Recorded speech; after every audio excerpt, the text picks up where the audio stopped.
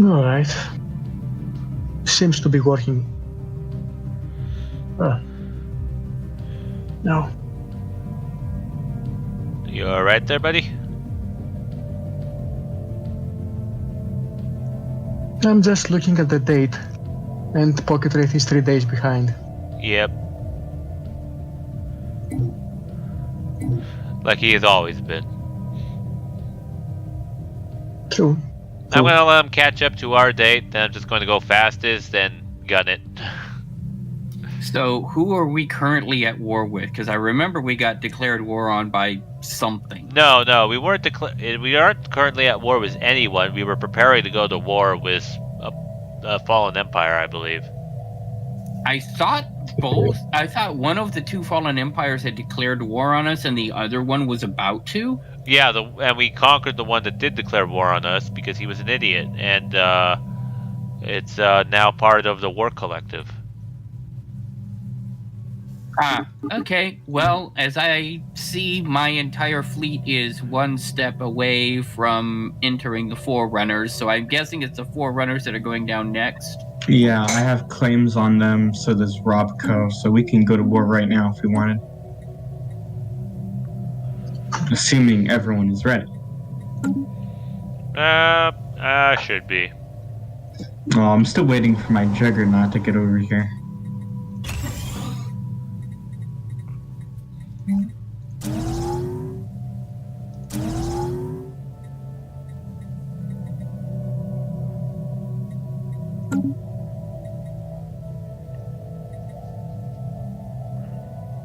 But yeah, I'm ready to go whenever you are.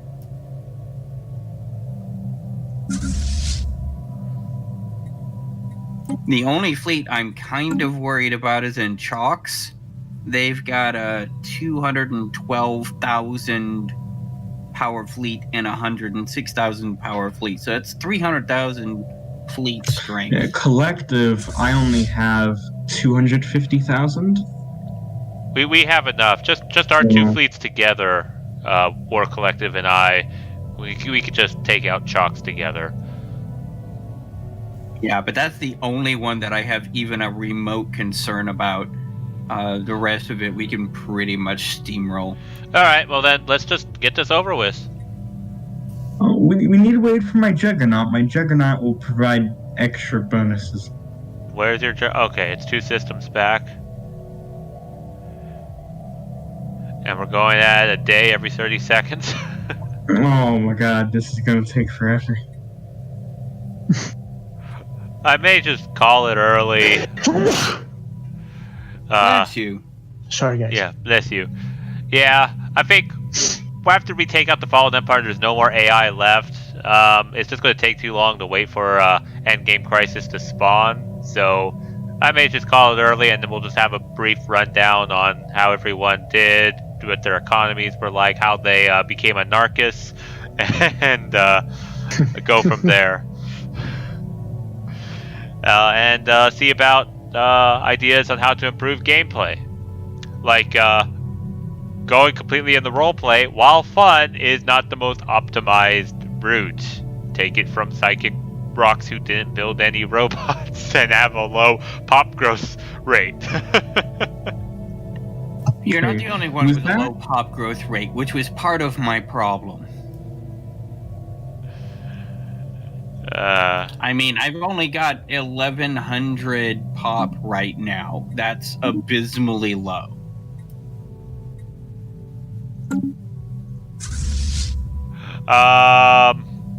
Where's my pop? I've got 1,117. Yeah, I've got 1,151.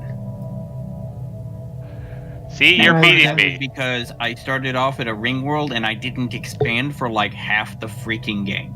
Well, my pop would be a lot worse if it wasn't for the fact that I got the planet that had the special modifier of huge pop growth because everybody on that planet got horny. Well, I feel like I can't really give a complete rundown on how the whole situation went because I joined this multiplayer thing very late. I mean, I had to build up this peace collective into a war collective, and that took a lot of time. Yeah, you can still give you a rundown for that. Dragon is just kind of to play a bit around with the diplomatic channels at the very start with his peace collective. Diplomacy is shit. What is going on here? Why is this thing lagging so hard? Yeah, it's Pocket. Pocket's the one who's slowing us down. So, like I said, we'll do this war. We could do this war at once we declare war. We'll go in, and while we do that, we'll just do the rundown on how everyone did. Oh, my Juggernaut's even coming. Well, I've got 2 relatively small-ish fleets and a Juggernaut, so... I've got 3 fleets, a Juggernaut, and a caravan cruiser that I'm trying to get rid of. Yeah, I've got roughly 200k fleet strength right now. Gotcha.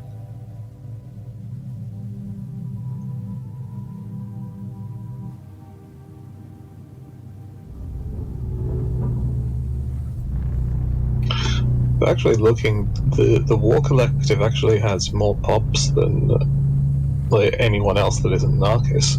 Well, I bought a lot of slaves, liberated them, and then said, "Here, go work in the mines." Yeah, I mean, my economy when I first started, you know, it was stable, albeit, but it was small. If someone had asked me what navy I had, I would say what navy. So yeah, I had to buy a lot of pops to jumpstart my economy. Okay, guys, go into Hicklam and look at the Dreadnought and just look how fast it's moving. Where? Hicklam? System of Hicklam? Oh, my Dreadnought, yeah. Look at that thing inching across. You're almost there, you can do it. I feel like that SpongeBob episode where they have the oldest snail running across to light the torch. And it's just like, look, a living legend, everyone's all excited. 2 hours later, he is almost a quarter of the way there.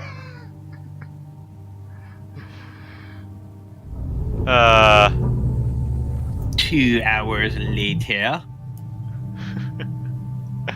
Alright, well, I guess we'll do the rundown while we wait for that Dreadnought to get into position. I had the advantage of being able to get together with the Toucans at the start, and we were able to combine our fleet and make sure to capture any of the annoying AI around us. That actually really helped out early on, I would say. And we divvied up systems freely. Yeah, we shared a couple of dudes between us, gave us a lot of land. Yep. Narcus, why don't you tell the nice viewers how you became literally the center of the universe, or center of this galaxy? The Senate. Yes, my secret is expanding. I expanded like gas to fill all available space. Took the traditions, lowered the influence cost of Starbase. I did everything to expand faster. What really helped was the migration treaties with you guys. I colonized absolutely everything in my territory with droids, and then the migrants just started coming. All of my Rockscape coming in and giving you free moats so that you can make more foundries and get more alloys and build more star bases, right? I don't really care about the moats. I just want bodies. The rocks, the foxes, the anything. Right. And then you just, once you expanded, you just optimized everything and then just went straight for technology and then just got huge fleets and such? I didn't really optimize anything. I did go for technology from the beginning, but everything just happened almost automatically. It's not really anything special in optimization. Gotcha. Okay. Pocket, I actually don't really know much of what you were doing in your little corner of the galaxy. I just occasionally would just go over and say, "Oh, yeah, he still exists." How did you do from the beginning of this? I did pretty well. I mean, so some of my stuff was not as optimized as it could have been because I basically designed my empire on the basis of this is a lot of stuff that I haven't done before, so I want to try it out. Mm-hmm. So if I'd done things I was more familiar with, I might have been more powerful than I am. Not that I needed to be.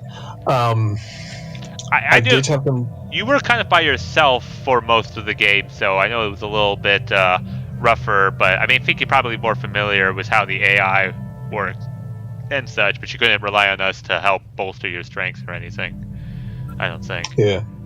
I did have the kind of nice combination because I got the precursors where you get the what's it called? The relic of the last Bale that can just turn a planet into a Gaia world. Ooh. I'll give you some free pops on it. Were those the tree people? Worked really nicely with the tree people precursors. The bowl. Remember? Yeah, The new bow? ones. Yeah. Nice. So you basically just made Gaia worlds everywhere, huh? Yeah. Well, it worked out really nicely because I have the calamitous birth thing, so I can colonize a planet by throwing an asteroid at it, which gives it minus 50% habitability, and then turn it into a Gaia world with 100% habitability. Oh, so I just don't care about the crater. Oh, that's amazing. So you were a powerhouse in your own, and that was probably good by yourself. Robco, how's our favorite robots that took over the Earth? Well, here's the thing. Robots' biggest problem has always been population growth. Mm-hmm. Always. Yep. I tried to maximize my growth by picking traits and stuff and civics that maximize my population growth. But even so, population growth is not very good, and I made the classic newbie early game mistake of sitting on a ring world and not expanding for like half the game. And so that really hurt my ability to expand, which of course in a 4X game is everything, as Narcus just pointed out. The reason he is who he is because he was able to expand and I really wasn't. That, and I was kind of hemmed in. The Dionysians, back then they were the Dionysian Peace Collective, actually ended up sniping my my precursor, which was the first league. So I didn't get a precursor benefit out of that, which kind of, I mean, it's minor, but it's there. But it was already in the Dionysian territory when it popped. So I was like, oh well. Other than that, I mean, I'm robots, so I don't care about consumer goods, which is the other secret to Narcus's success, was the consumer good that he was able to leverage. That is a mechanic completely absent in a robot play. Yeah, I'm surprised Trade League was the one that was selected rather than like research agreement or a regular federation or something like that. So, like, yeah, you weren't able to benefit the most from our trade league. Yeah, I mean, everything that the Federation currently is doing has absolutely zero impact on my gameplay. I gain no benefit from any of these modifiers whatsoever. Except ship speed and Federation influence and Federation naval capacity, and well, the problem is I don't take advantage of the naval capacity because I don't handle the Federation Navy. Right. So, yeah, you were just along for the ride. Pretty much. So there is that. the fact that I did not expand aggressively in the early game is probably the single greatest limiting factor, and the inherent limitation that robots don't spread very fast. And remember, when we first started this game, there was the insanely useful edict that people could use before they did the edict policy changes, where everybody got like the massive bonus to food and pop growth, the one that got nerfed when the edict change came in. Yeah. And that was basically a free benefit to everyone except me that couldn't take advantage of it. So there was that as well, but mostly it was the fact that I did not expand very aggressively in the early game, and that boxed me in. But the good news is that you didn't have to worry about aggressive neighbors because you were sitting next to the police collective friend. Not really. The problem is that the map here was not the map to begin with. On the other side of me, you'll notice that there's Dionysian War Collective to the east and to the west of me. Yep. The entire western hub used to be somebody else. Yeah, I know that. Who was not a good guy. Yes, I took that over as part of my War Collective initiative. But yeah, with a Federation, I would like to think helped keep that guy at bay from invading you. Is that correct to say? Not exactly. Oh, the no. problem was, remember, me and the Dionysians were like the last ones to join our Federation. So did you have to deal with invasion from that guy too often? Not really. I parked a big enough fleet at our choke point to basically went, you don't want to do this. It's going to be too expensive for you. Now, once I joined the Federation, it was like, oh, snap. I probably don't want to do that. But before then, we were kind of glaring at each other across a border going, okay, who's going to push this button first? Did you have a defensive pact with Dragonus early on? I don't recall. I just remember that... I don't think I did, because the other problem with robots is our influence is butts. Right now, I have an influence gain of 2. Oh, God, I have plus 10. Yeah, no, the problem is my base influence is plus 4.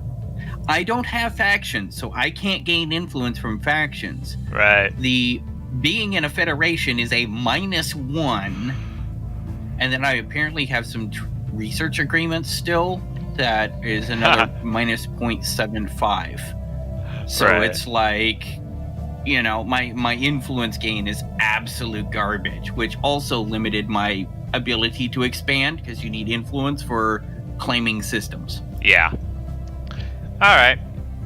And Charles, you have basically inherited a species with a succession crisis problem before you finally managed to cement yourself as a permanent leader member. From the way I viewed it, I mean, I started out as a wasteland that had a lot of diplomats. Okay, we didn't have an economy, we didn't have a navy, we didn't have a large population, and so the first initiative I took was obviously to change the name from the peace collective to the war collective, as is the natural state of all organisms. Then I hired a lot of slaves and then shoved them into the mines. And once my economy started revving up or whatever, I started to build up the Navy, which I think is even bigger than Silver's Navy right now. So yeah, I would take great pride in my build-up. All right. The Dreadnought has almost made it all the way across, but we'll get back to that a little bit later. And the Toucan, why don't you tell me about your empire? Though I think we probably know what you've been doing with the crossbreeding and everything in Toucan. Oh yes, I would like to make the comment. Screw you for putting so many hybrids inside of my empire. Yeah. When we started the game, we had relatively low difficulties on the AIs, so I thought I'd do something silly. So I decided to breed with everything and make a trade-based empire. It's been a good run, I think. It was a bit harsh when that I got bottled in early game because trade routes need to move through space, and when we carved up the guys between us, I didn't get a connection to my homeland, so I only got my trade network really working when I got the Stargates. But it's been a good run, and currently I'm running a 4,670 trade value, which is pretty good. It solves all my consumer goods, and pretty much all my energy credits as well. So I've had a lot of fun playing with my ring world.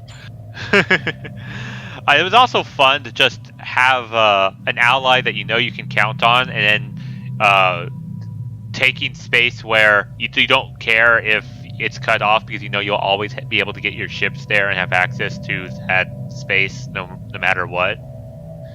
Yeah, indeed. And then I spent the first 100 years or 125 years with frigates only, and then at some point I kitted over and now I have 2,000 cap worth of battleships. So yeah.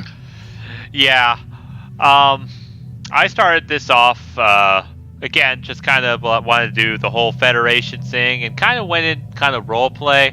I wanted it to be kind of no robots, just go in and be purist kind of things with rocks, and rocks are the world, but we are all friends, and I wanted to be kind of the military might at the beginning to just try to, shore up our defenses a bit, and we had a little bit of I think we were the first war of the game because we had a little bit of aggressive, pissy neighbors to the north, and you and I were able to team up together and start taking them over, carving up their territory and everything, and then we quickly tried to get together with everyone else to form the Federation so that none of the other AIs could try to pick any of us off, and I also didn't mind giving up space to other people because I knew it was for the greater good, the Federation, and I quickly ran out of space to expand to.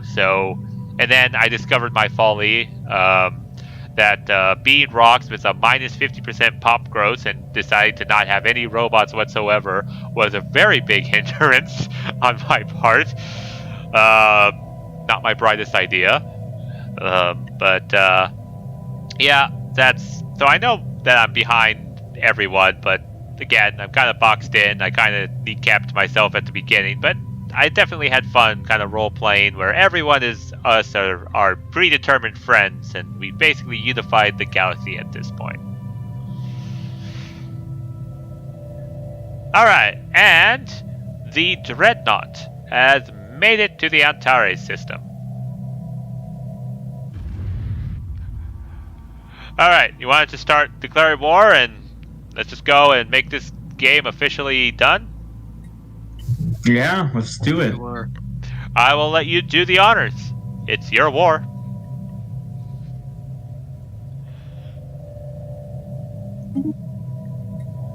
Yes.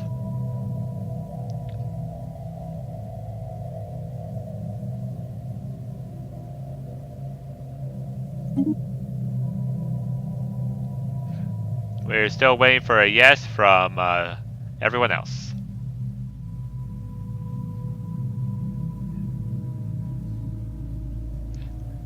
Toucan?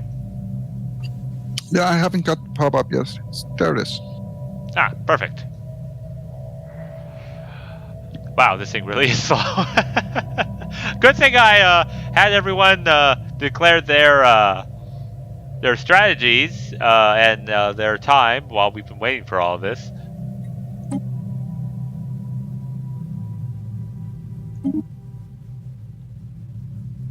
Yeah, it's just that with me, I was like, robots are a very simple way of doing things. It collapses a lot of the variables. War But declared. unfortunately, the price for that is not being able to take advantage of those mechanics. Right.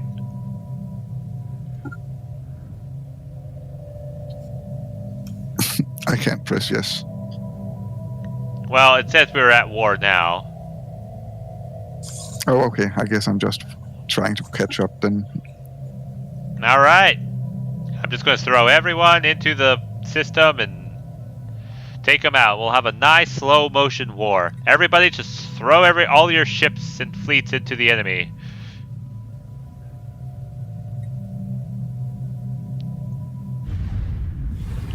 Also, I think something that might be slowing down the game is all the million of half-breeds that are running around that Toucan did. I probably won't do that another time. Yeah, I think that's sort of the reason why that is now a feature in the game where you can turn off being able to do that. Turn off that Ascension perk. It might also be something to do with how we've had to roll back the patch. We may have undone some of the fixes that they made to make things run smoother. Yeah. That is true. We might have tried using the 7.2 patch instead of the rollback 7.1 patch. But, oh well, we're here now. Yeah, we're here now. And, we could literally go watch a movie and come back by the time our ships get into their system. A bit of context as to how many slaves I bought on the market and liberated, by the way, but then proceeded to toss in the mines. My main starting species, the high satyrs, are only 2% of my population.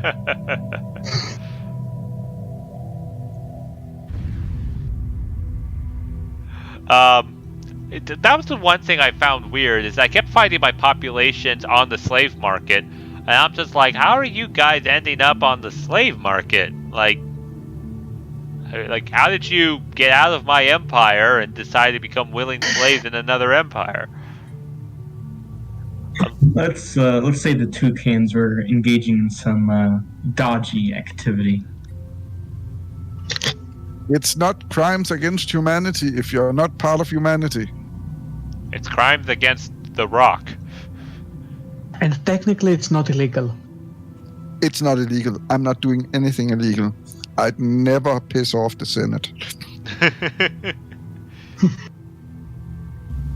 Wow, your fleets are faster than mine for some reason. I thought we had the same thrusters. Let me just double check. Oh, I think I just started mine earlier. Yeah, because your ships have ion thrusters. And mine have plasma.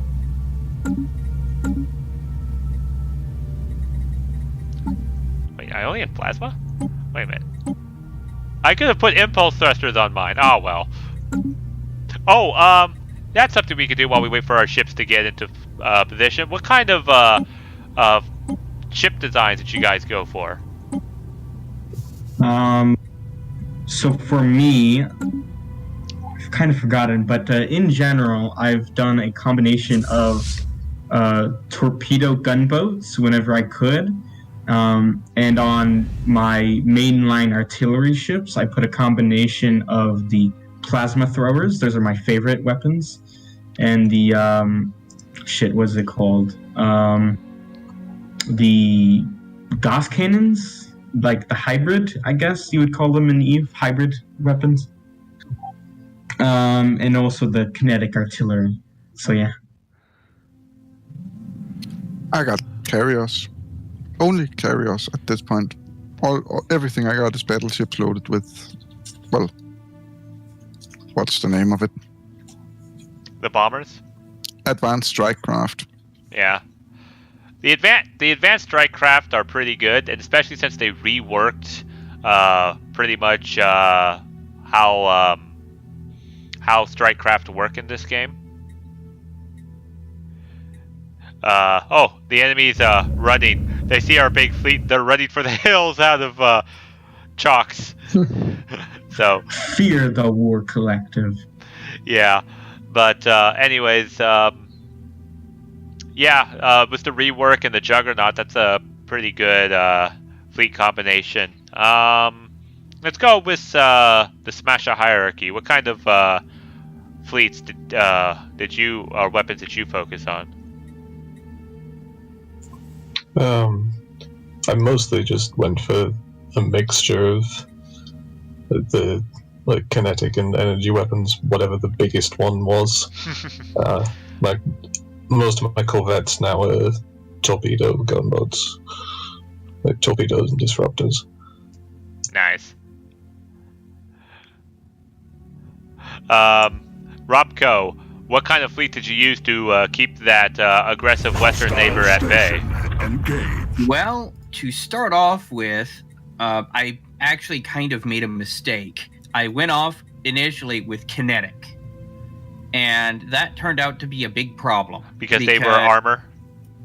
Well, no, because I have a bunch of extra techs that I need to research in the engineering tree as a robot AI. All of my stuff to make my population units better. Oh. Engineering, not sociology. Right. So that kind of screwed me a little bit. I did not realize that. What I did was I did kind of lean into carrier tech.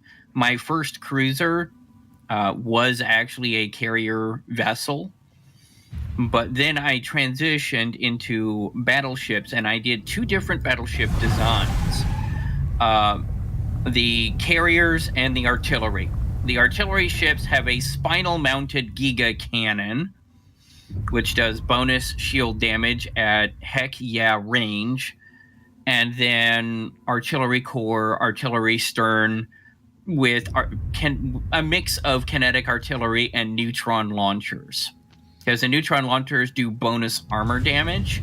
So once you strip the shields with the Giga Cannon and the kinetic artillery, the neutron launchers just kind of melt everything else because they do a plus 75% hull damage.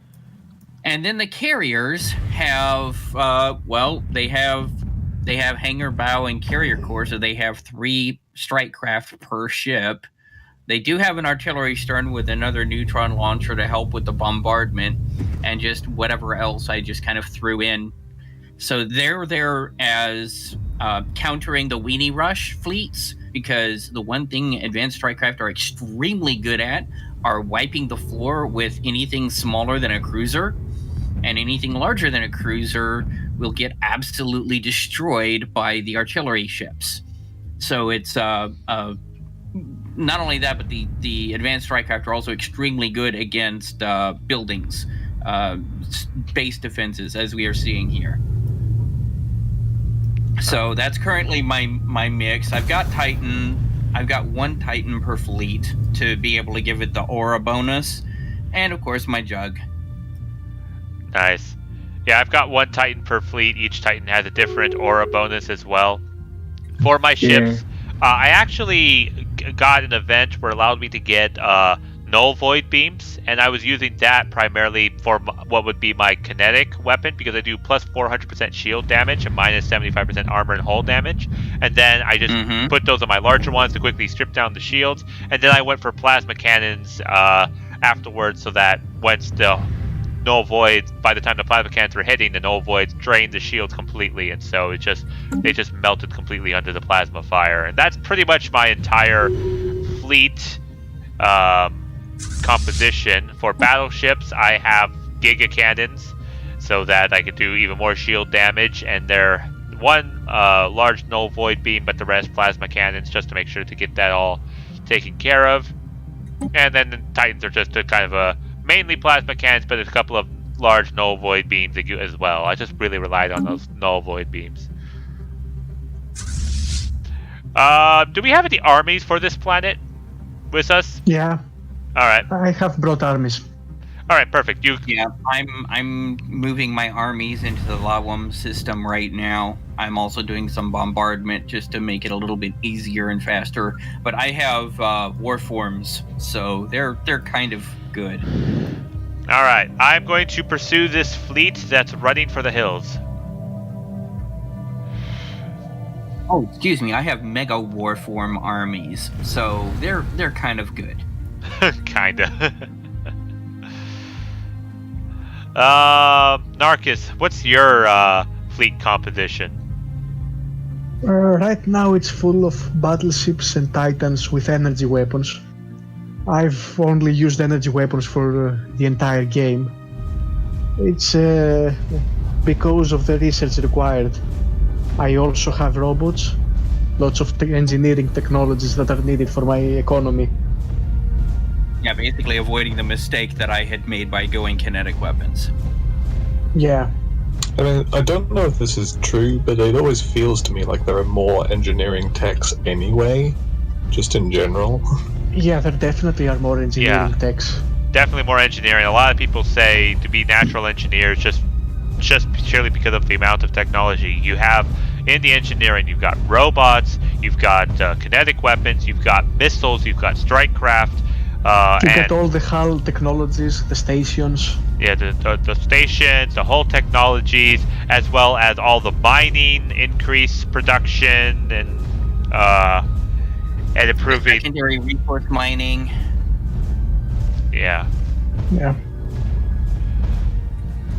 Like the what is it? The crystal lens, the rare crystals and stuff too.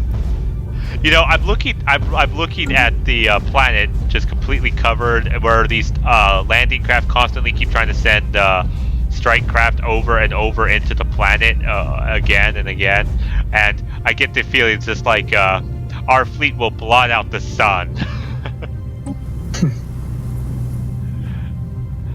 Oh, this poor planet only has 6 armies to defend against. And I only have 270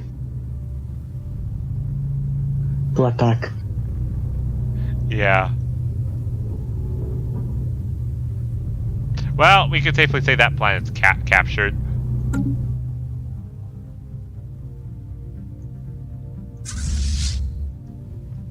Let's see where they're running to. Let's see. Looks like Robco is taking Lawam. There's I'm taking the preserve right now. I'm trying to land my my war forms onto it now. There's a ruins archaeological site.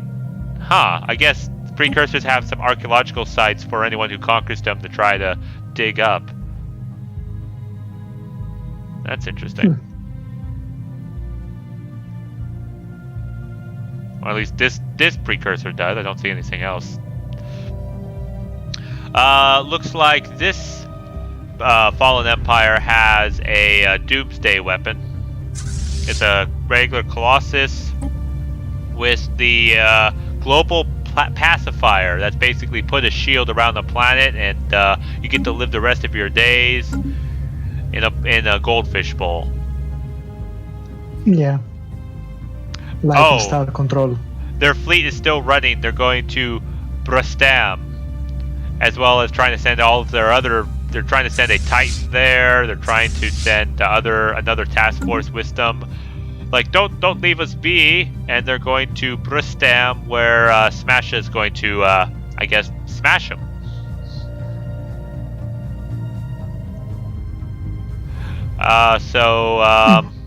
Yeah. All right, let me get there. Smasha, you've got about 350k fleet heading straight for you. I'm jumping to you, Smasha. But won't that cut your combat power in half? Yeah, sure. Planetary pacification protocols initiated. I like Narcus. It's just like, yeah, so I'm so huge, half my fleet power is still death. Yeah, I have half my fleets there, and it's 1 million fleet power. Half of that is 500k. It's enough.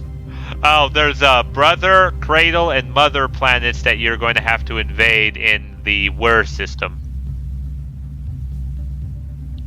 So.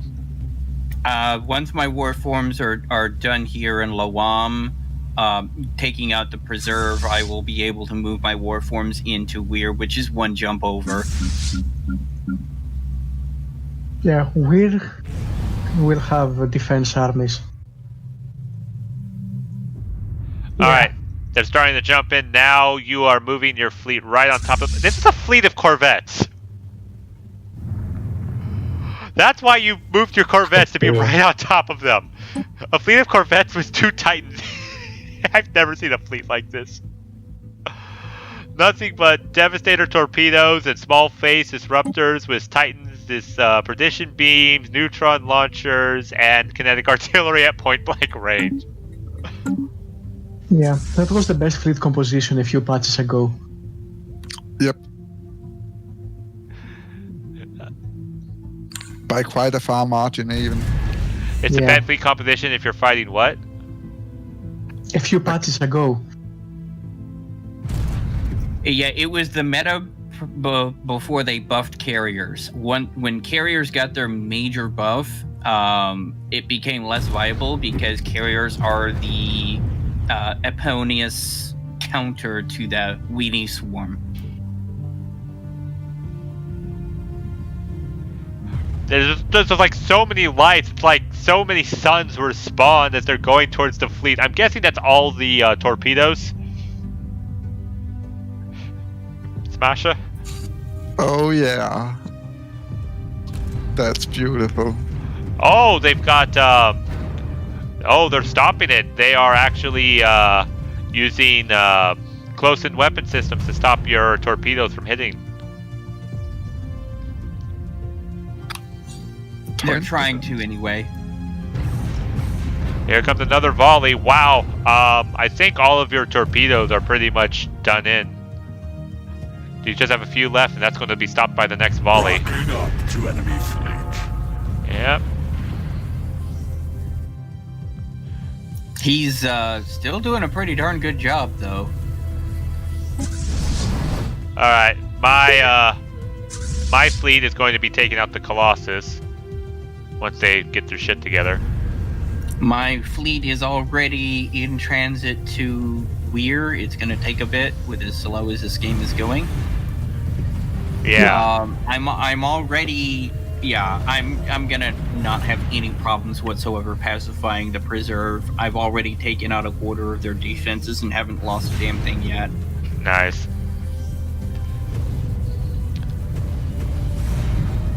Yeah, Smasha, you're losing corvettes left and right there. Yeah. My fleets have arrived though. Your fleet has arrived? Yes, your fleet has arrived. Is it in range yet? No. Oh. Yes. Okay, that's about 750,000 fleet power there. No, it's 1 million. It's 4 fleets. Oh, I only see 3. Oh, there's the 4th one. It's underneath the 3rd one. Okay, yep, 1 million fleet power coming in to save the day. And that's half my total fleets.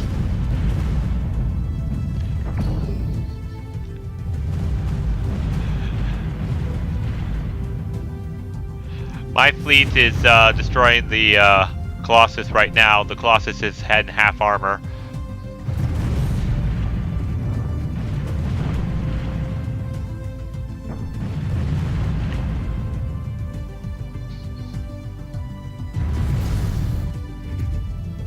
Yep, you're beginning to open up.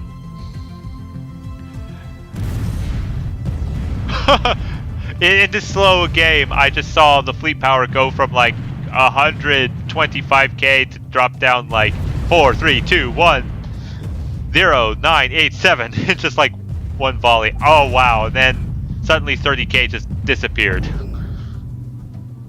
Yeah, this is fun. It's very riveting gameplay. I imagine this is what actual fleet battle would engage if you actually engage regular time.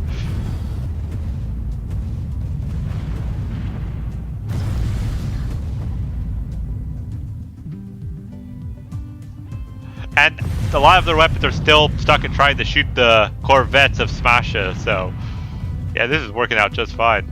Do you have any close-in weapon systems to stop those strike craft, or are those strike craft going to be able to drop their payloads? No, I will just kill the carriers. I have 0 point defense. Ah. That's why I do have carriers. The one thing I will say about carriers is, in addition to being able to project force with advanced strike craft, each of my battleship-sized carriers have 4 point defense slots. And you use 2 of them for flak and 2 of them for missile defense, right? Exactly. And I've got enough of them in my fleet, and because they're all battleships, they all hang together, that it is a substantial point defense shield that makes it very difficult to get missiles, parasite ships, and torpedoes through. Yeah. Yeah, I've played around with stuff like that, but in the case of this multiplayer, we were so much more powerful as a Federation than anyone else that I didn't feel the need to try and optimize anything.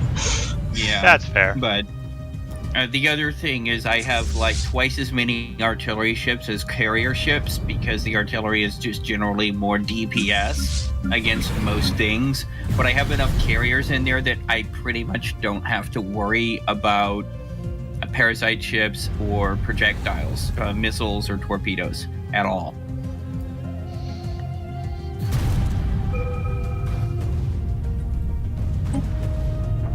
Ooh, dark matter reactors and dark matter deflectors.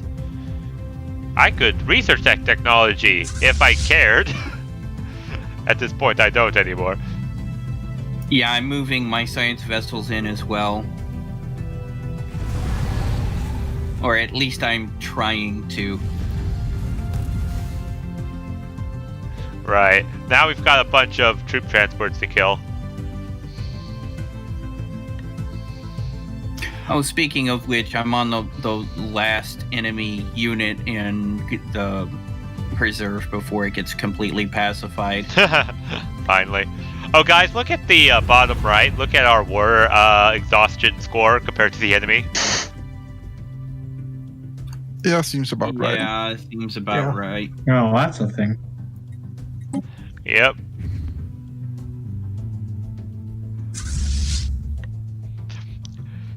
You will become part of the Federation. Resistance is futile.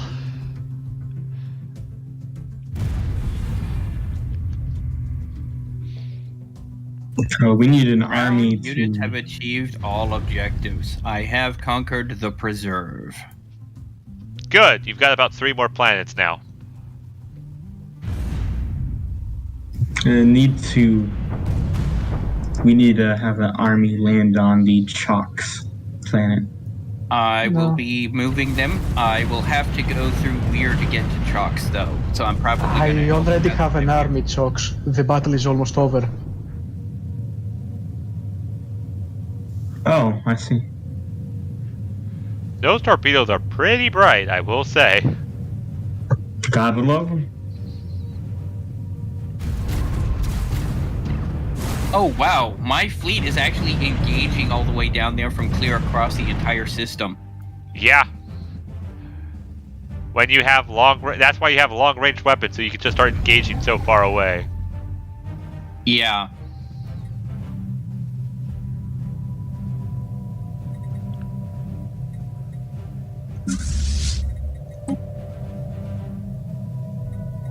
That would probably be the spinal-mounted Giga cannons in play.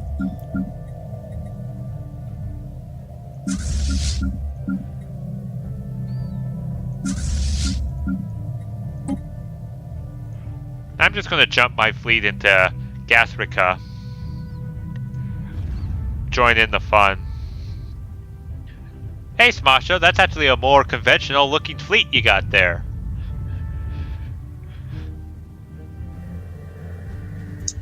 Yeah, that is probably like the fleet that I had basically from the start of the game, which is why it's more of a mixture of ship types. Right.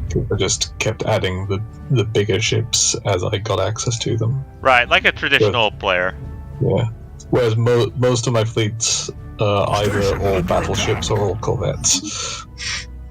It's probably significant for me to mention with my fleet composition that I have a combination of all the different sizes from Corvette all the way up to the Titan, not because I I didn't delete the things or whatever like whoever was talking before did, but because I specifically designed my fleets to have everything in them.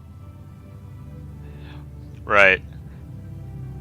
So we pretty much have everything already taken. Yeah, we Except just Africa. We Gathrika, and we've got 3 planets in Weir that you could probably just split up your armies into 3 separate armies and then invade all 3 simultaneously. No, these actually have No. some significant defenses. They're looking at a garrison of like 1,800 in Brother, 3,100 in Cradle, and even Mother's got some significant defenses. And what's the size of your army? About 1,000. Oh. So probably should start bombarding those planets then. That's what I'm going to start doing. But that's pretty much all we have left to do. Yeah, and then we'll be completionists. At that point, we actually should have a victory condition because our Federation then owns the entire galaxy. I mean, if they had the regular victory conditions, we would have won this once we had 60% of all systems under our control. But I think they took that all out, and I'm not sure why. Because it's meaningless. I guess. Alright, my fleet has jumped in. They'll be able to help out with their long-range beams and such. Even though I know this is the help that you don't really need. Also, if I recall, I was the only nation of our Federation that had armies. So whenever you guys started war, you're like, can you take over this planet? And I'm like, sure. Yeah, that's kind of the... I now actually have armies. Yep. Oh, there's a planet here in Gathrika. 528 army power, so we'll have to burn that. That won't be too difficult, except it's going to be like 3 systems worth of jumping, and as slow as we're going right now. I think it's going because it's trying to calculate multiple battles at the same time. As the battles wrap up, I think it should go a little bit faster. No, it goes It's the slow before the 500,000 war. different species that is causing it to chug. Xenophilia is a heck of a CPU buster. Yeah. Yeah, we could blame Toucans for this. Yeah, I got broad shoulders. I can carry it.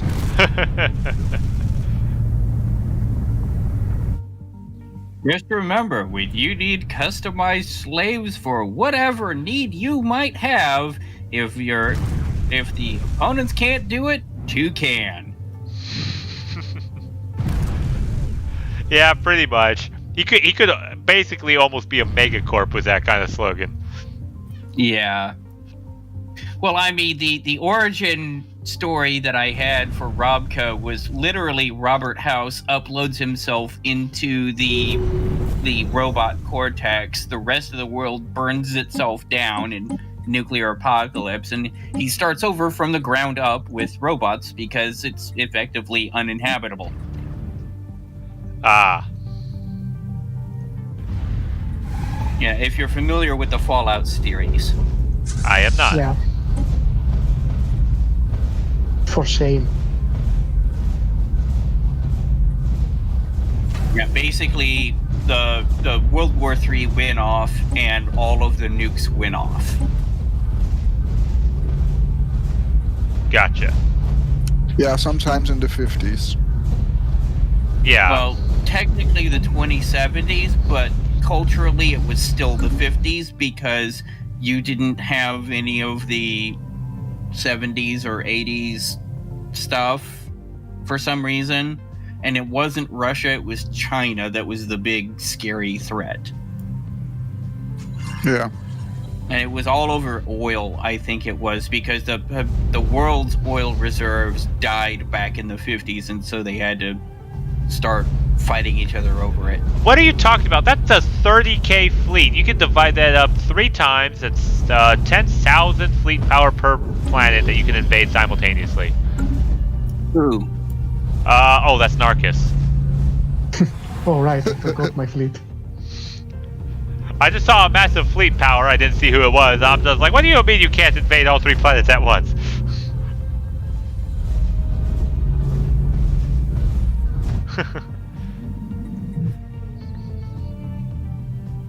In the meanwhile, I'll have my main fleets just bombarding Gathrica and start decimating that while we wait for armies to show up there.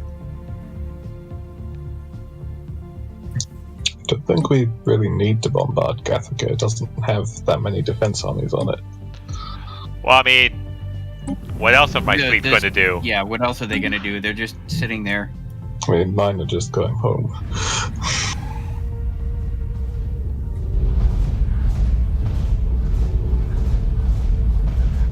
You're not able to see your loved ones until you commit mass genocide.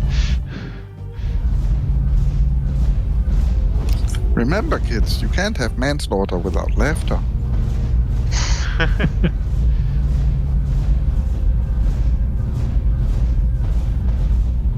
There's nothing wrong on committing a couple war crimes.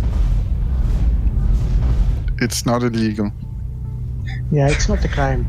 It's not a war crime if it's not illegal.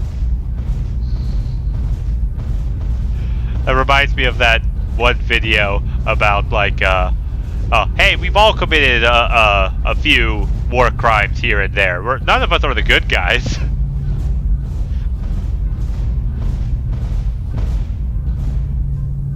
I mean, who hasn't committed war crimes, if we're going to be honest? Yeah.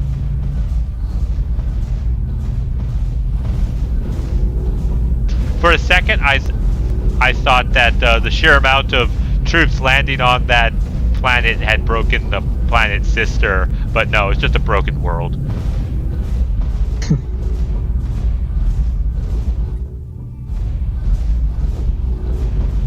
So, have any of the armies actually landed on any of these planets yet?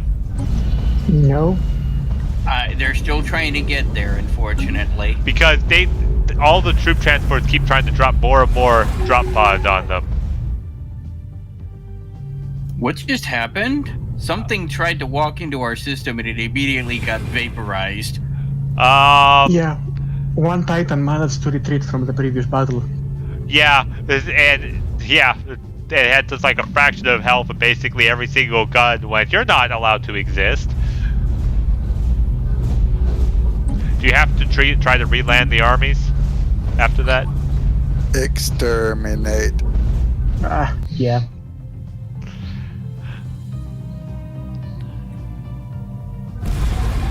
Don't try not to kill too many of these guys. These will be my new workers once they're conquered. Yeah, you can imagine that it all happens in post. This is literally the war to end the game. And the war to end all wars. It will be, yeah. Because our 6 civilizations will live forever together in harmony. For the next 16 years at least. I would say for the next 16 years, yeah. Maybe 15 years, and then there's an endgame crisis, and then they go, what is that? But we could only do that. We'll leave it in our minds.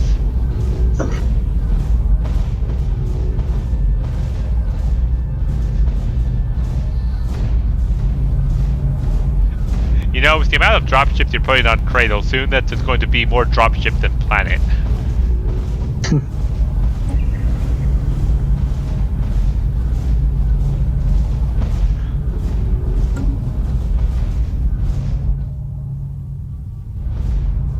Now, why exactly is it calling it demanding unoccupied systems? I don't see any unoccupied systems unless they're talking about It doesn't planets. count as fully occupied if you don't have the planet.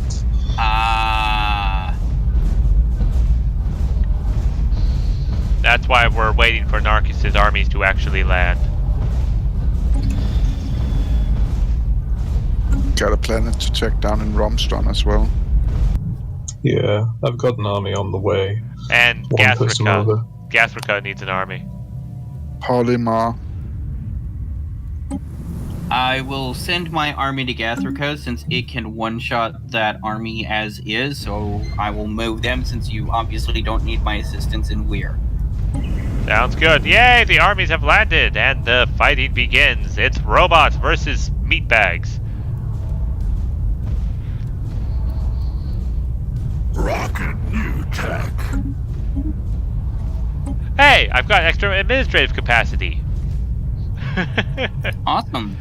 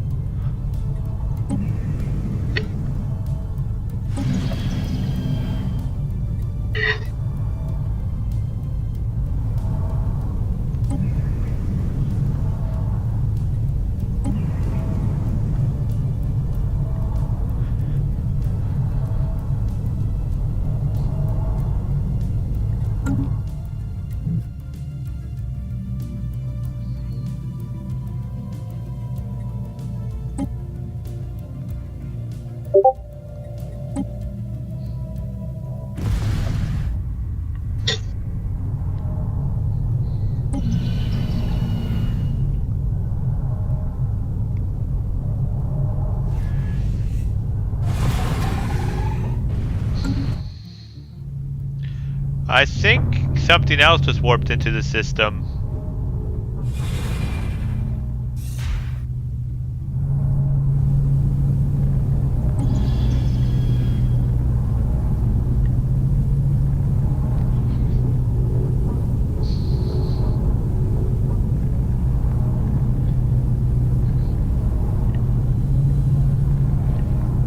Wow, it's going to take forever to get those numbers down.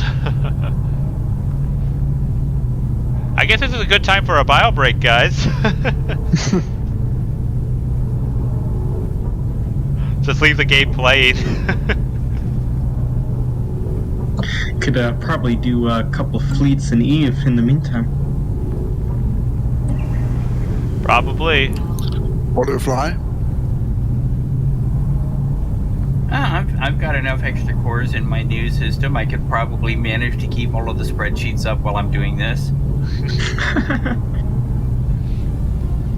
Charles flies a lot of thrashers. At least last time I played, he was just a thrasher guy.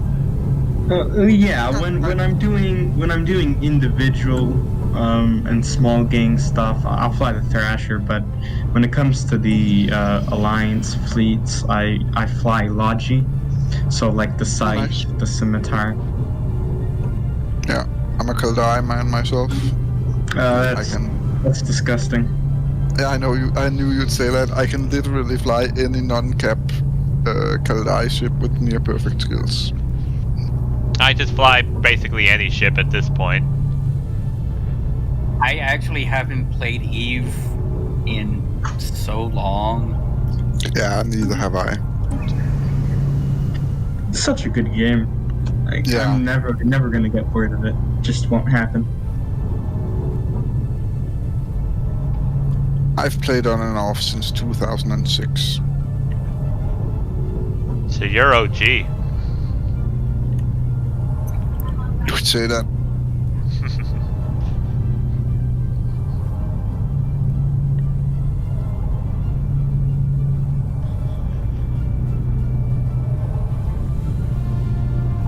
I collect relics. Old stuff that's been cycled out. Got a couple of Tech 2 blueprints lying around, stuff like that from the old days. Really? Wow. Yeah, I'm semi-rich. BPOs? Yep.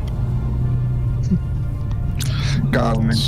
Tech 2 shield generators, I got rippers, I got large and medium autocannons, I got blasters, medium blasters, I think.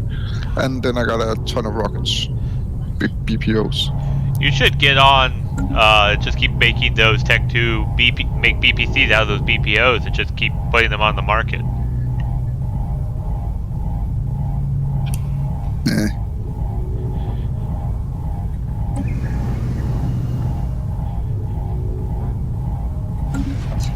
got a real-life buddy who plays actively, who's an industrialist. He's got most of the PPUs lying around. Gotcha. He uses them. I don't. I got a huge collection of mines as well. Like, literally hundreds and billions of mines.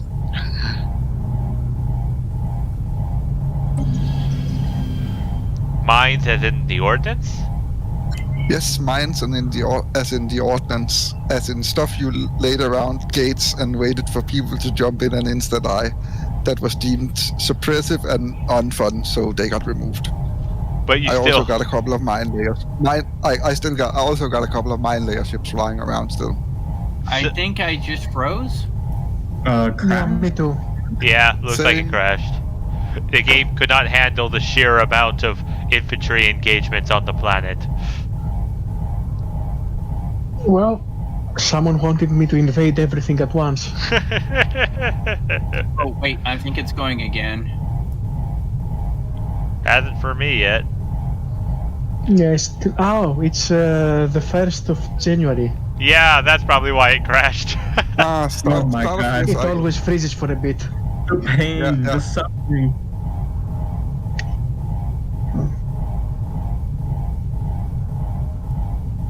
Oh, that's why, because I have to save on the 1st. That's right.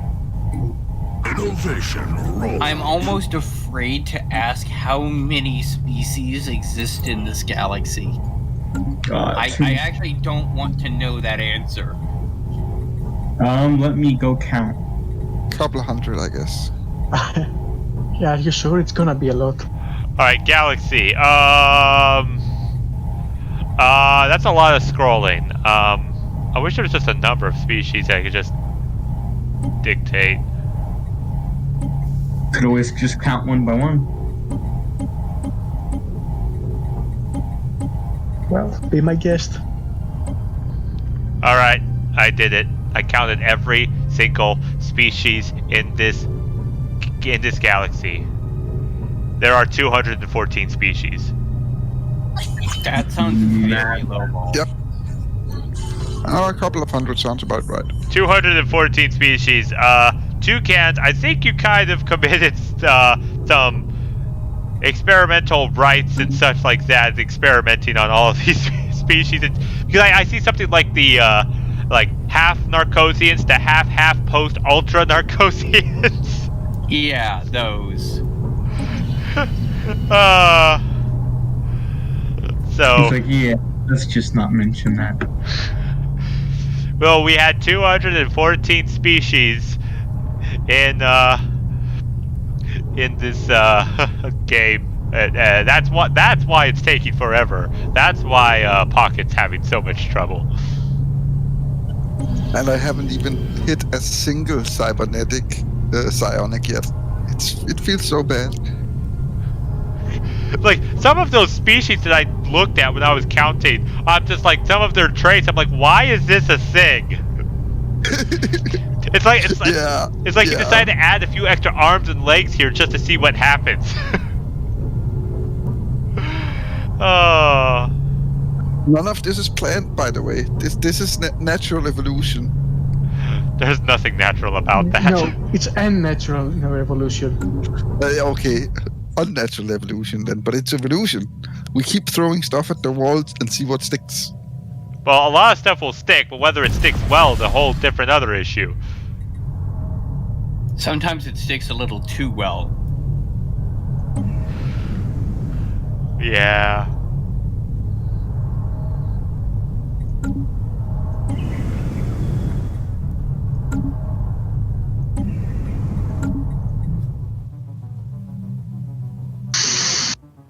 Yeah, if I do this another time in multiplayer, I'll probably just start off as xenophobes instead. Democratic xenophobes, and just do it like that. Democratic xenophobes, yep. That's really strong, man. Utopian living welfare for the slaves. It's great.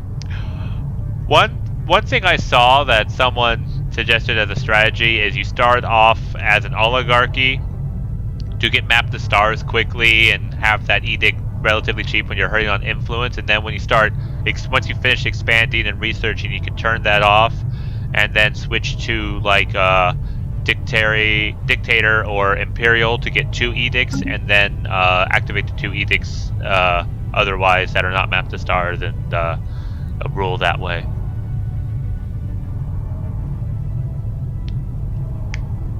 Yeah, seems pretty reasonable. What I really wanted to do was to go all the way with the inbreeding and xenophobe stuff, but when the second ascension perk bugged out for me, and I thought it kind of made no sense anymore. So, Not to mention, you would have completely have exploded Pocket's computer. Would that be a fair assessment, Pocket? It's possible.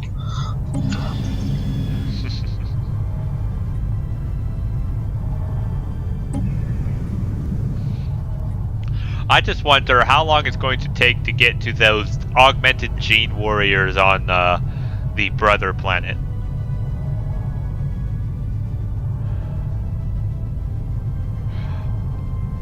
Oh, great.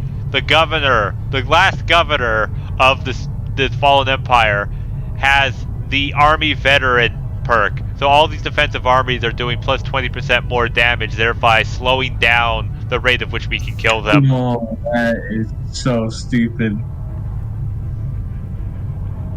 Yeah.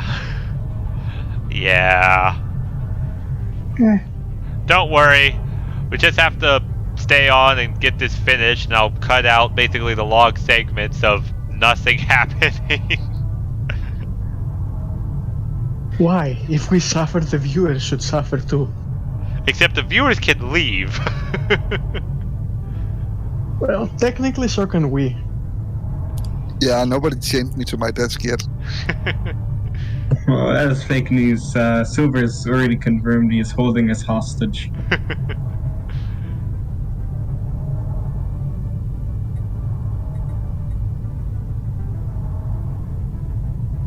The rumors of my captivity are slightly exaggerated.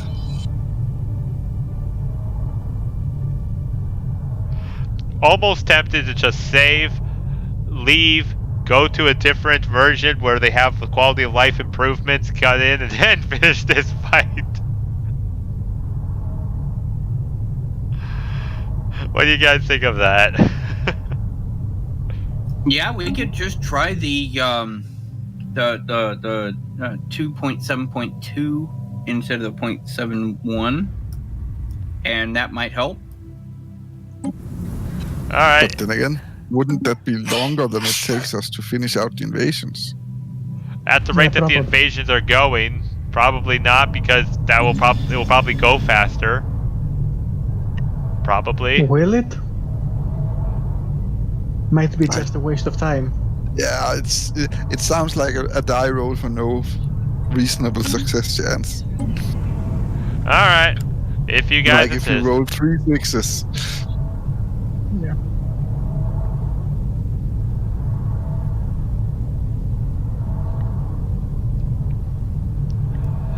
I'll just keep this open on the army damage page.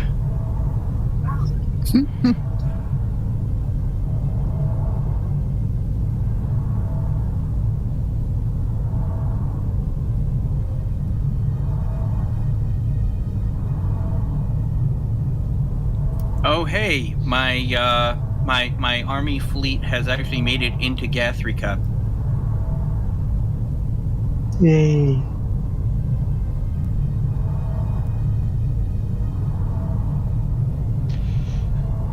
I think I'll watch that invasion, because my fleet is actively there. So, when you land, let me know. Well, you seem to be crushing them so far, but you only have 4 Mega War Forms, and they've got 5 armies, and one of their armies are Gene Warrior armies.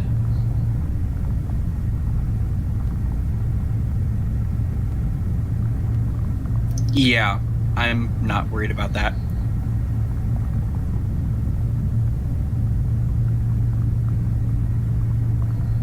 Alright. If you'll notice, even the Gene Warrior, the damage is 6.6 to 13.2. My Warforms are doing 10.5 to 21. Plus 400% collateral damage and the morale damage. Gotcha.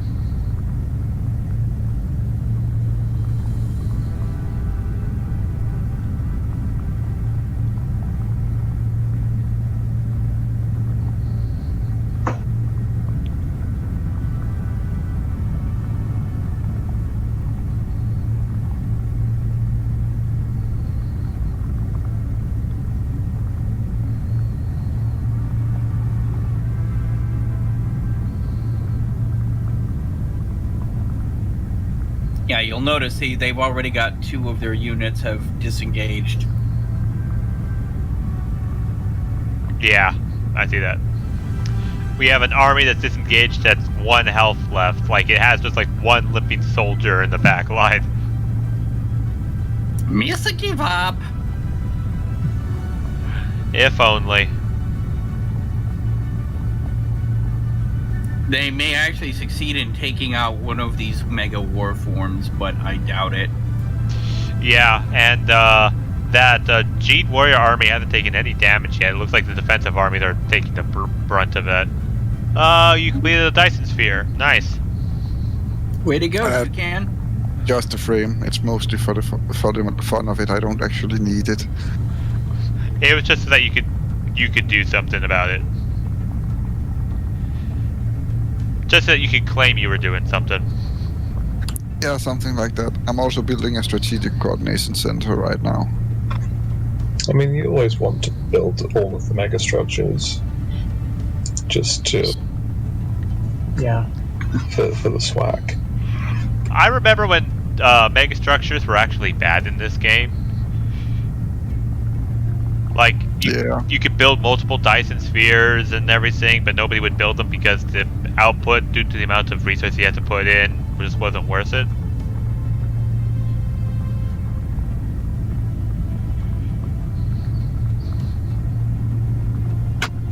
I've taken the planet in Romston, by the way.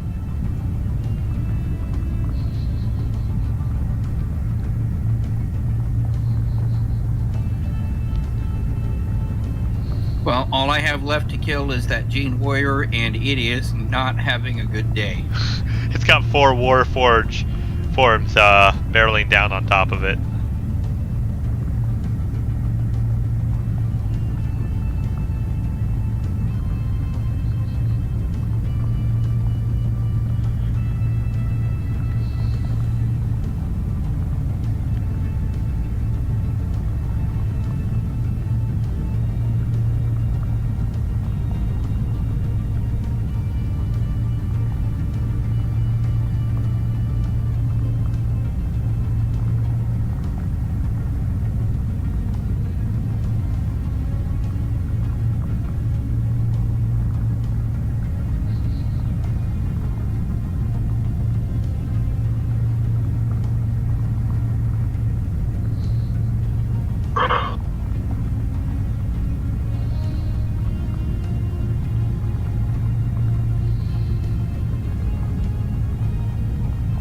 Innovation rollout.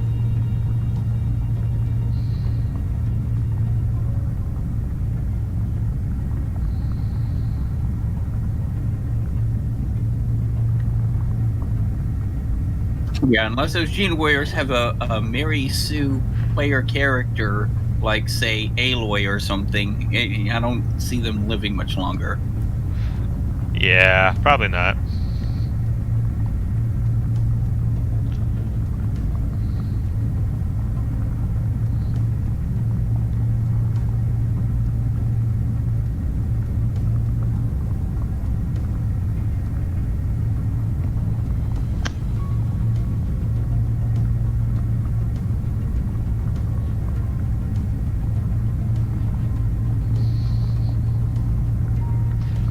$72 versus $681.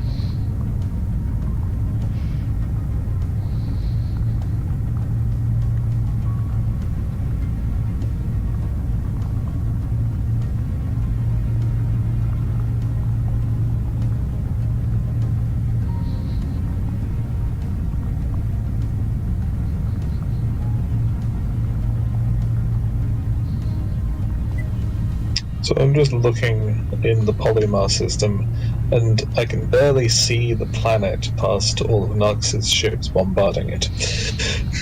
Yeah, that happened to me earlier.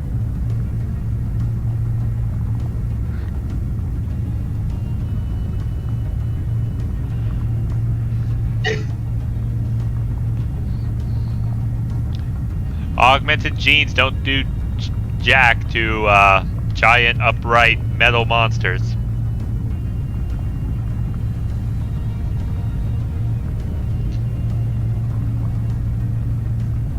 The planet is ours.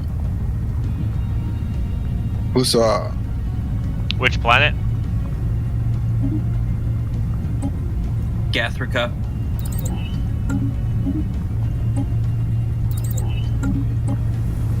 Well, not yet. They still have a few holdouts left. There it is.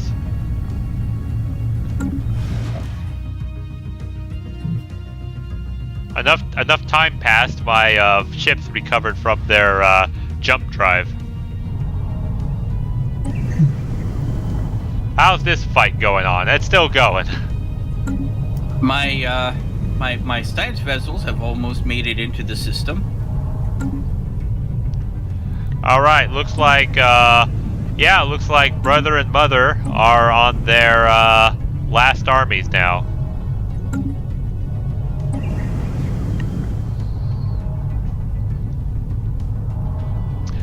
Bunch of disengaged defensive armies, and so we just gotta wait for Narcus's armies, robotic armies, to chew through this.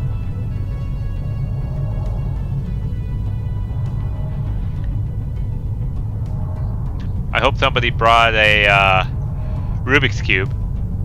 Oh, the map is so pretty when you go to Union's map mode. Let's see. Yep, so pretty, except for just this little blot that we have to fix.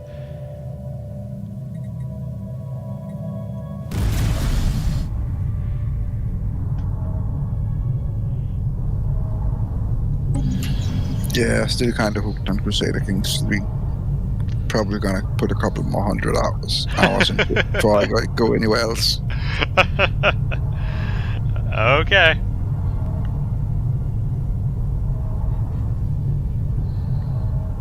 There was a discussion on the forums that's very par for the course for a Paradox game, but well, those are the discussions, and then some guy said it's not like there's 500 hours of content in this game, and I like posted a screenshot and like, give me time. It only just released September 1st. I'll get there.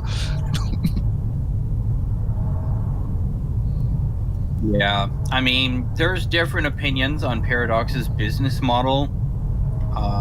On the whole, I would say it's a fairly legitimate business model because it gives them a way of, I mean, they're releasing DLCs every 6 months like clockwork. It gives them a sustainable income, for people buying the new DLCs. So I can't really complain about it. At least you're getting something for your money. Yeah, and there's usually free content patches with every DLC as well, so it's not like I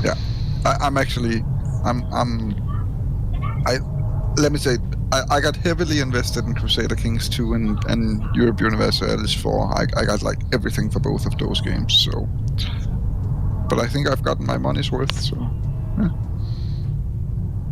yeah.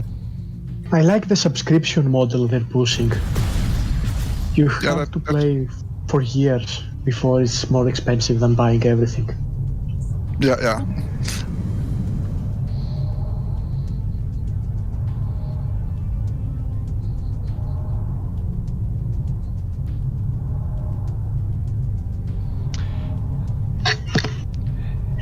Guys, it's kitty time.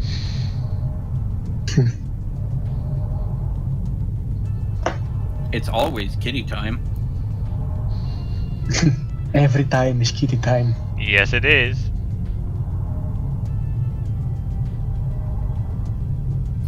I mean, I got 3,100 hours in EU4, so that probably paid itself.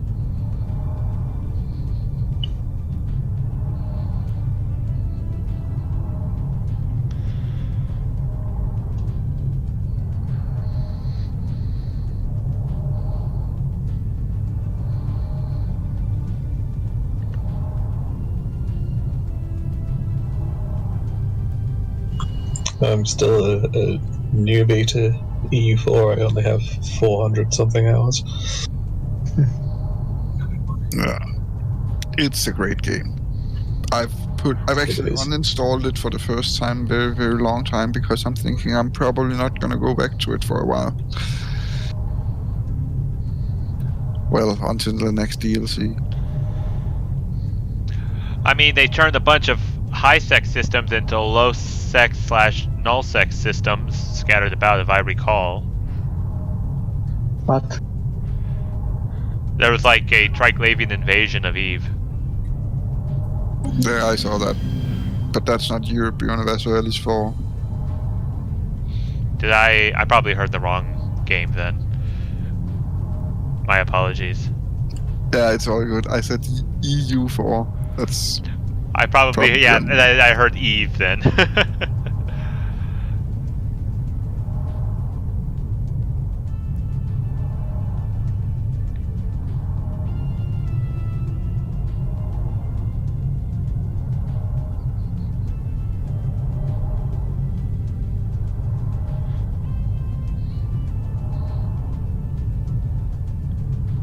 I'll go grab something to drink while you guys invade. That seems safe.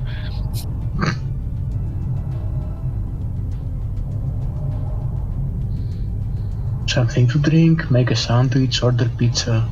Plenty of time for anything.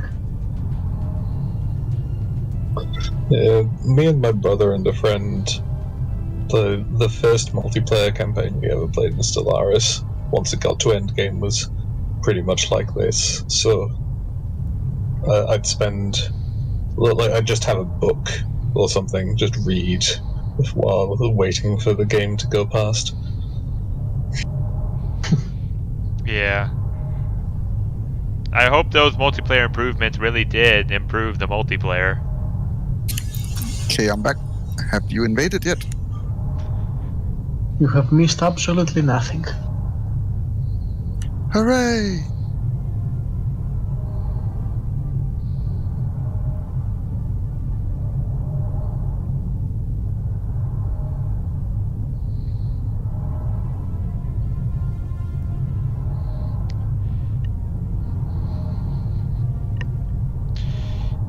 Yep, and in the meantime, it's still kitty time. Except it's a different kitten. Well, down to the last defensive unit on both mother and brother.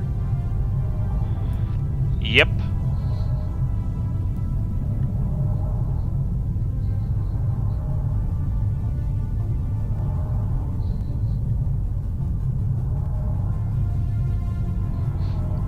Guys, the amount of love in this room right now is immense.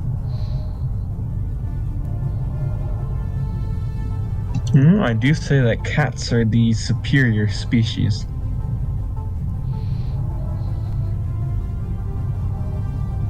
And anyone who says otherwise is a war criminal, or they're lying. Or drooling dogs.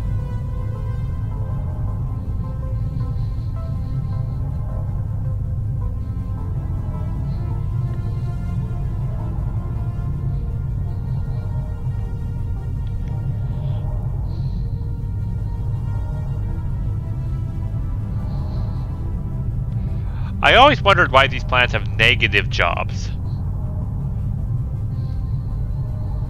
Don't question it. It's my job.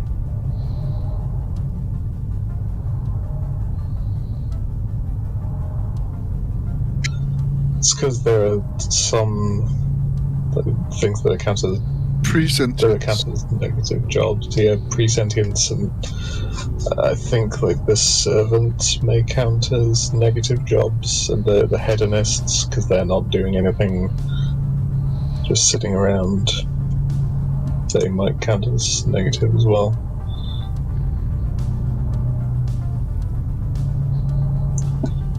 It's very confusing when you have that on a planet where you're actually trying to avoid unemployment. Yeah, that's really annoying.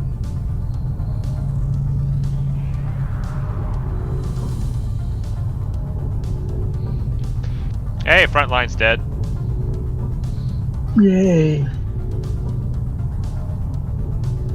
And now we'll have to wait for the other planets. Disengaged defensive army should die.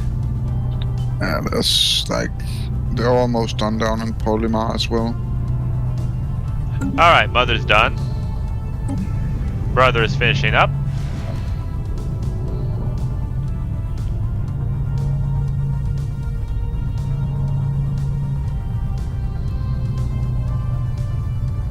And Brother's done. And the Cradle still has some augmented gene warriors. So is that it? We've won? Nope, Cradle still needs to be captured. And is there any other planet? Polymar ain't done yet. Okay. How far is Polymar? Close. So 3 regiments left.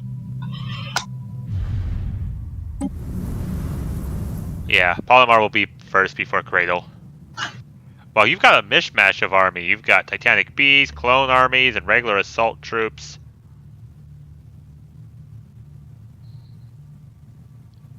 Yeah, the Titanic Beast is the biological equivalent of my warforms. Oh, I am aware. You can only make limited number because of how many Titanic Beasts are on the planet that you get it from. Yeah, 3 per planet you score it on. Yeah, whereas warforms you can kind of spam. Yeah, 1 per pop, right? Something like that.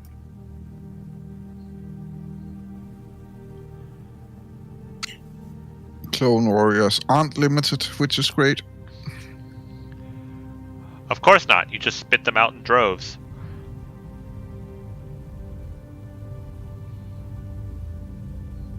Of course, the problem with the warforms is they are not cheap. Looks like the clones are sleeping up the disengaged armies. They want no survivors. Alright, Polymar has fallen. So that just leaves Cradle. Yeah, it's not going to be very long. Now the war's over. They're surrendering. Oh yeah, accept it. Yay. We have to vote on accepting surrender. I'm surprised they offered it, considering we still hadn't taken Cradle yet. We were in the process of doing so. We have taken everything else. Ms. Masa, go ahead and vote.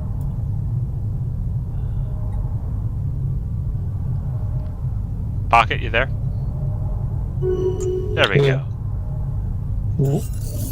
And of the Forerunners. Wait. Oh. Oh, no system. There we go. And the Union map mode. So, that was basically our experiment on what it would be like for a bunch of players to play collectively. If I could have made anything different and realized how good of players we actually were, I would have probably upped the AI difficulty a little bit more. But other than that, that was fun. This was just a fun little series. Shortening the game length could have been a thing. Yeah. Shortening the game length, we might have actually gotten to the crisis. Yeah.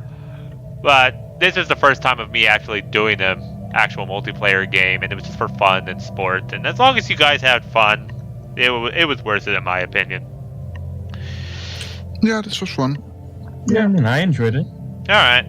Then, yeah. I'm going to do definitely some Stellaris content in the future. I don't know if I'll do another multiplayer game because of the nightmare for scheduling and such, but if I do a multiplayer game, it definitely got to fix the speeds and such like that, or I have to think about exactly how I want the settings and such. But anyways, this was supposed to showcase kind of federations, and well, we're already in the next DLC by the time this video is out. The DLC just went through, so that sure missed the mark. But anyways, it'll be up on my channel for just some fun for anyone who wants to see how 6 friends work together. So anyways, thank you all so much for watching, and I'll catch you all in the next video. So, guess everyone say goodbye. See you later. Bye. Bye. Bye. Bye-bye.